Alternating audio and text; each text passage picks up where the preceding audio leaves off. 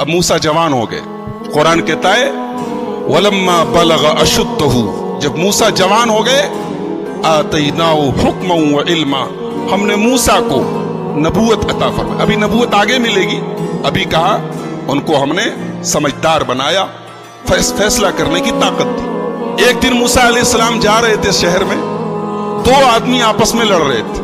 ایک آدمی بنی اسرائیل میں سے تھا اور ایک آدمی مصر کے جو جس قبیلے کے فرعون جس قبیلے سے تھا قبطی تھا. دونوں لڑ رہے تھے.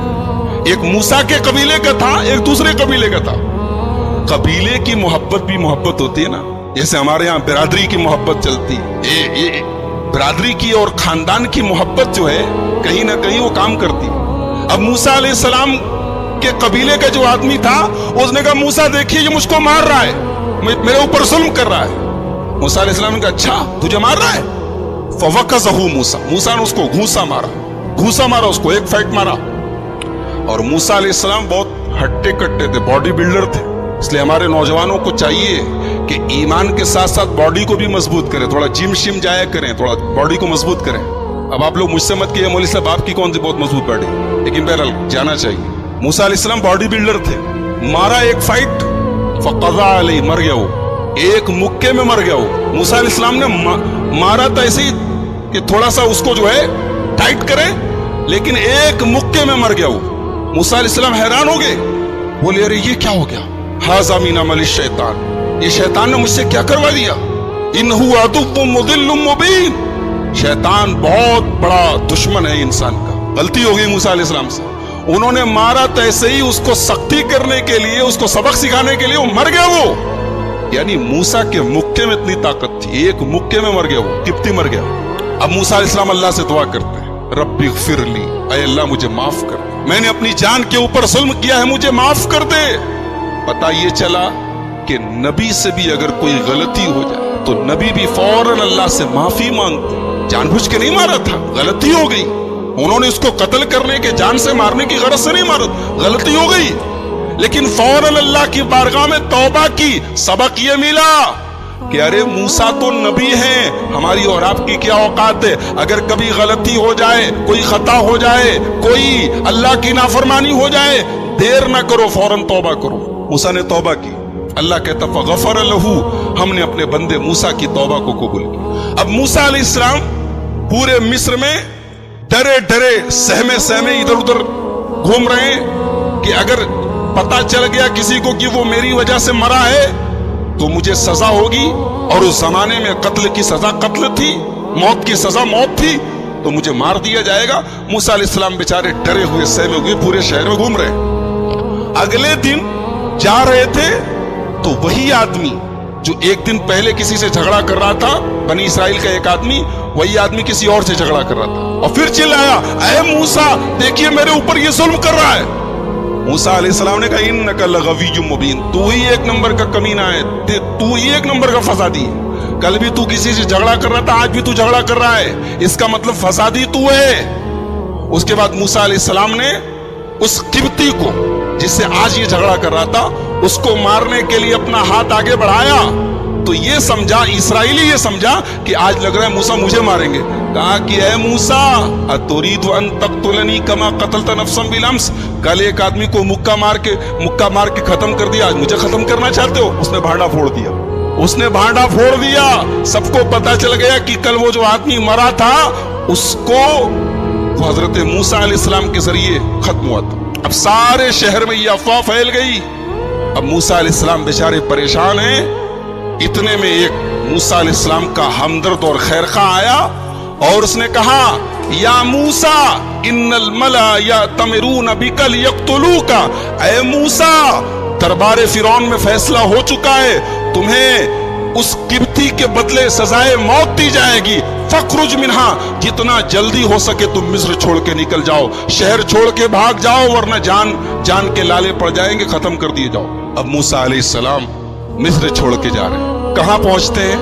مدین پہنچتے ہیں. اگر آپ نقشہ اٹھا کے دیکھیں تو مصر سے مدین کئی 100 کلومیٹر دور. حضرت موسیٰ علیہ السلام بس بھاگ رہے ہیں کہ کیسے میں بھاگ جاؤں. भागते भागते भागते भागते कई 100 किलोमीटर सहराओं में रेगिस्तानों की खाक छानते हुए हजरत मूसा अलैहिस्सलाम मदियन पहुंचते। अब वहां पहुंचे तो एक पेड़ के नीचे आराम करने के लिए, सुस्ताने के लिए मूसा अलैहिस्सलाम बैठे हुए। लंबा सफर करके आए, न खाया है, न पिया है, न कोई पूछने वाला है, बेचारे थके मादे बैठे हुए। वहीं पर एक कुआं था, कुएं से लोग अपनी अपनी बकरियों को पानी पिला रहे थे। मूसा अलैहिस्सलाम ने देखा कि सारे लोग अपनी अपनी बकरियों को पानी पिला रहे हैं, लेकिन 2 औरतें वहां पे खड़ी हैं, वो अपनी बकरियों को लेके किनारे खड़ी हैं। बकरियां बिल्कुल प्यासी हैं, बेचैन बनी हुई हैं, लेकिन वो औरतें किनारे खड़ी हैं। तो मूसा अलैहिस्सलाम पहुंचे, पूछा मा खत्बुकुमा, क्या बात है, तुम दोनों यहां क्यों खड़ी हो? वो कुएं के पास भीड़ लगी है, वहां जाके पानी पिलाओ, ये दूर क्यों खड़ी हो? तो उन दोनों लड़कियों ने जवाब दिया, उन दोनों औरतों ने जवाब दिया, ला नस्की हत्ता युस्दिर अर्रिआउ व अबूना शैखुन कबीर।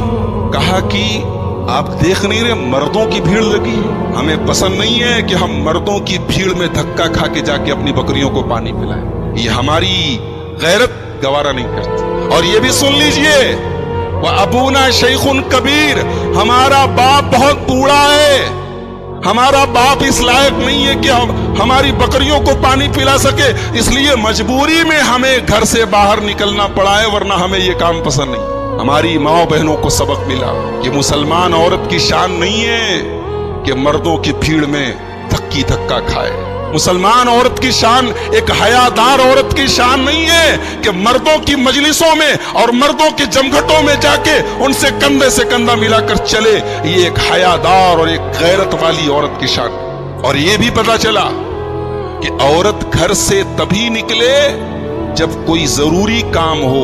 उन दोनों लड़कियों ने कहा, वह अबूना शैखुन कबीर, हमारा बाप बहुत बूढ़ा है, बीमार है, इसलिए हमें ये काम करना पड़ा है, वरना ये काम हमारा नहीं है, ये काम मर्दों का है। मूसा अलैहिस्सलाम ने देखा कि बेचारी दोनों औरतें, दोनों लड़कियां इतनी शर्मदार और हयादार हैं, उन्होंने फौरन उनकी मदद की। बॉडी बिल्डर तो ये हट्टे कट्टे थे, फौरन आगे गए बकरियों को लेकर, हटो हटो। वहां पहुंचे कुएं के पास, और कुएं के ऊपर बहुत बड़ा सा पत्थर रखा था। मूसा अलैहिस्सलाम ने अकेले पत्थर उठाया, पानी खींचा, बकरियों को पानी पिलाया, और उन दोनों औरतों से कहा कि आप लोग अपनी बकरियां लेके चले जाएं। भूखे हैं, प्यासे हैं, एक बार ये नहीं कहा कि मैंने तुम्हारा ये काम किया है, चल के मुझे कुछ नाश्ता पानी करा दो, मुझे कुछ खिला पिला दो। एक बात पता चली कि मुसलमान किसी के काम आए, किसी की मदद करे तो बदले और शुक्रिया का मुतालबा न करे, इस उम्मीद में ना रहे कि वो मेरा शुक्रिया अदा करेगा तब मैं काम करूंगा, मुझे बदला देगा तब काम करूंगा। मुसलमान बगैर किसी रिवार्ड के, बगैर किसी बदले के, बगैर किसी शुक्रिया के नेकी करे। कहते ना, नेकी कर दरिया में डाल, ये मुसलमान की शान होनी चाहिए। ये मूसा की सुन्नत है। उन दोनों लड़कियों की मदद की, पलट के पूछा भी नहीं कि मुझे कुछ खिला दो, कई दिन से भूखा प्यासा 800 किलोमीटर का सफर करके आ रहा हूं, कहीं कुछ खाने को नहीं मिला है, कुछ मुझे खिला दो, पलट के पूछा भी नहीं। दोनों लड़कियों की मदद करने के बाद मूसा फिर अपनी जगह वापस आते हैं, उसी पेड़ के नीचे बैठ जाते हैं और अल्लाह की बारगाह में दुआ करते, रब्बे इन्नी लिमा अंज़लत इलैया मिन खैरिन फ़क़ीर। ऐ अल्लाह, मैं तेरे करम का मोहताज हूं परवरदिगार, तेरी रहमत का मोहताज हूं अल्लाह, शहर से दूर हूं।